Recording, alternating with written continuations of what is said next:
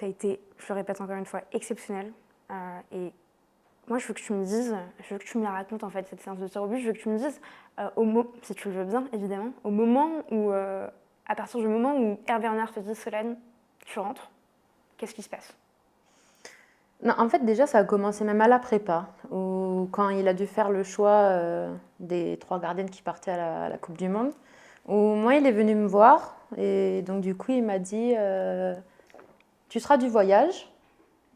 Donc du coup, déjà, parce que moi, je revenais de croiser, j'avais pas eu beaucoup non plus de temps, enfin voilà, j'étais pas encore vraiment bien revenue, enfin si, ça faisait quelques mois, mais c'était pas encore à 100%.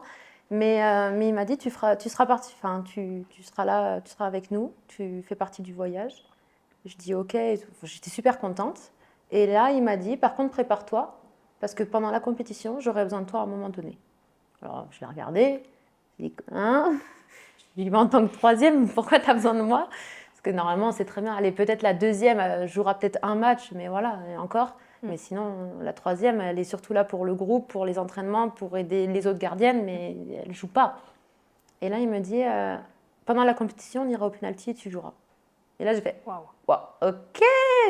Il me dit, tu auras le destin de l'équipe de France dans tes bras. Et là, j'ai fait, pas de souci. Dans ma tête, je me suis dit, mais pas du tout. Zéro pression. Qu'est-ce qu'il me fait? Merci Hervé.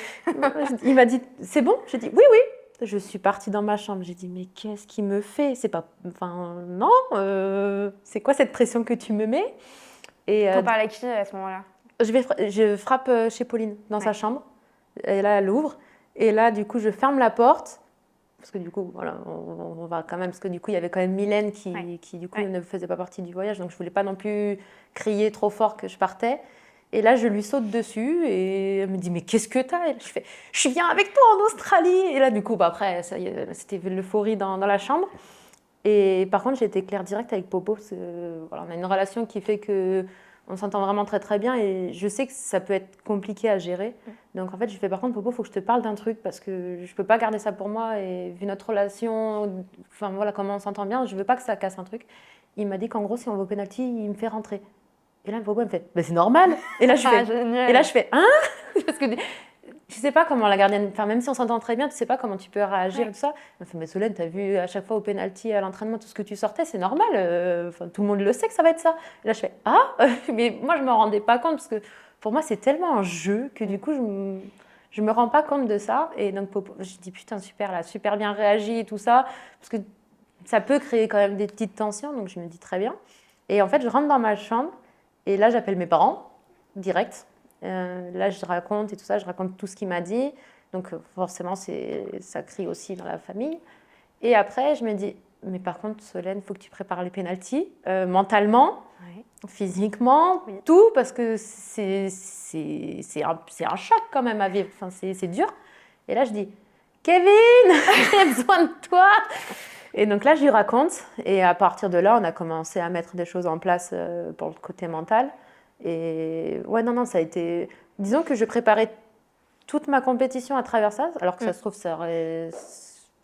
Je sais pas, peut-être que ça n'y aurait jamais eu de séance, mais je préparais ma compète par rapport à ça. Et contre le Maroc, on nous donne les pénaltys de toutes les filles, comment elles tirent et tout ça.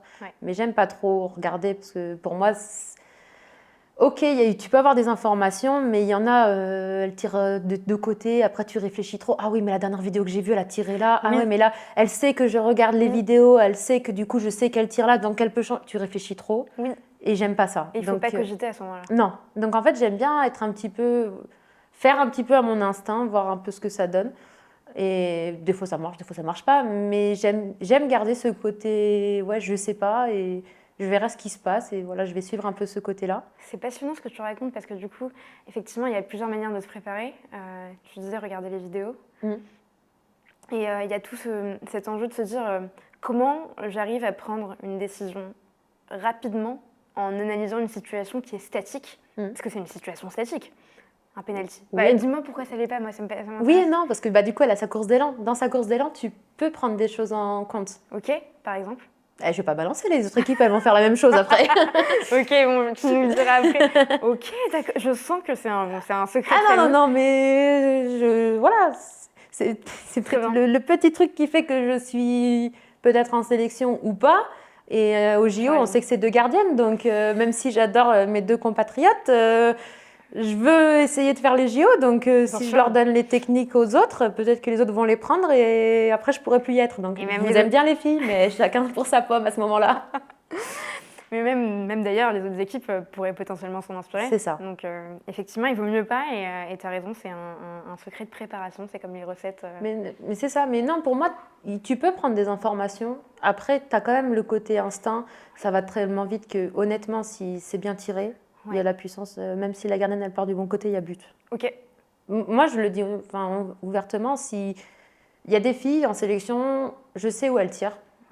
Et elles me disent, même elles me disent, je vais tirer là, vas-y.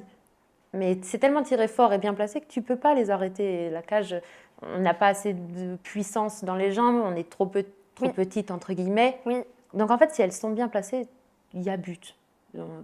C'est la vérité. Mais il y a le petit jeu à avoir avec l'équipe adverse et essayer de chercher un petit peu ce côté challenge et peut-être que du coup elles vont moins bien tirer avec la pression, la fatigue et tout ça, et c'est ça en fait. C'est pour ça que tout le monde dit ouais, il faut préparer les pénaltys. Tu les prépares à l'entraînement, c'est pas la réalité. T'as pas la pression, t'as pas la fatigue du match, t'as pas tout ça, t'as pas... Mais alors, est-ce que tu penses pas quand même que du coup tu peux préparer les pénaltys en te mettant dans ces conditions-là? Tu vois, par exemple, faire une séance mais ultra dure dans les conditions d'un match, ensuite faire comme Guardiola Arteta quand il met Guardiola d'ailleurs, où il met les musiques, tu sais, mettre une pression énorme et donc la préparer de cette manière-là, c'est pas jouable? Moi, je l'ai préparé comme ça, dans le sens où en fait avec la kiné, avec Kevin, on en avait déjà parlé, donc du coup j'ai mis ça en place avec une kiné. Comment elle s'appelle? Tu peux la citer? C'est Véro, c'est la kiné de l'équipe de France. Ok.